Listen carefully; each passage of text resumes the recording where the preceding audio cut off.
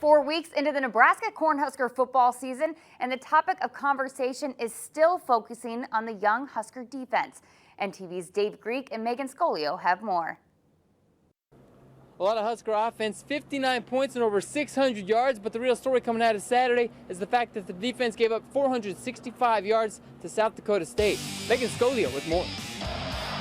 In the first quarter alone, the Blackshirts gave up almost 200 yards. I just think guys came out flat today. It wasn't enough sense of urgency. It resulted in 200 yards. I thought that was our worst performance defensively.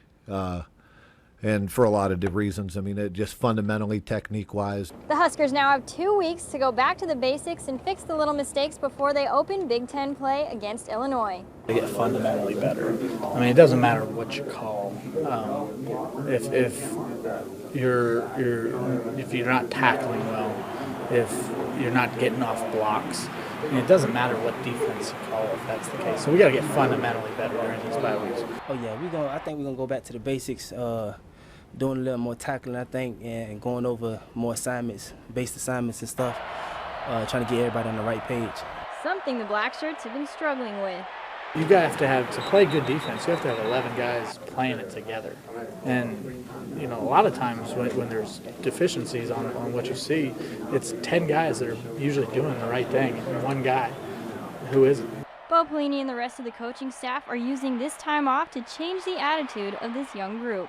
You got to have a killer instinct. You got to go get, in football, you don't, no one's going to give you anything. You got to go take it. You got to earn it. And if you don't have that kind of approach, then it's not going to work out well for you.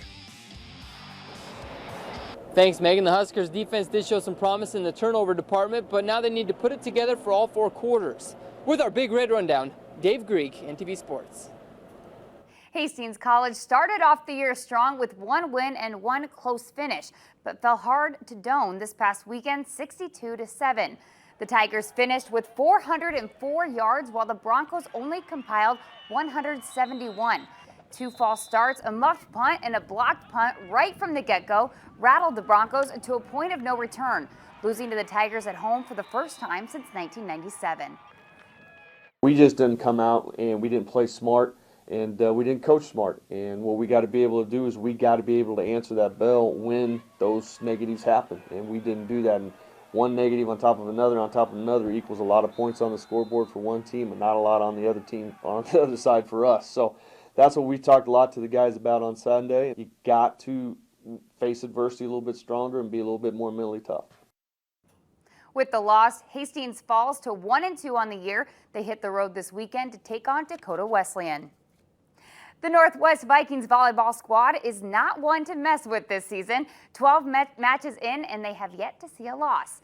Their next challenger is an opponent they've already seen once this season, the Aurora Huskies, a team which snuck in a set win. Yet it wasn't enough to overcome the ferocious black and gold. Either way, tomorrow's rematch should be a good one. Aurora's always a tough match. It's a rivalry, and they're very well coached, great athletes. It's kind of like we always say, it's like playing ourselves. And so it'll be back and forth, point for point. I don't know who's going to come out on top. Don't take it like any other game, not like make it like big, but also don't like take it easy either. Like just like play our game and play it how we know how to play. The match is set to begin at 7:30 p.m. at Northwest High School. A good one there. Definitely be a good one. And right now, the Broncos are playing. They're up. The Royals are playing. They're up in the 4th. So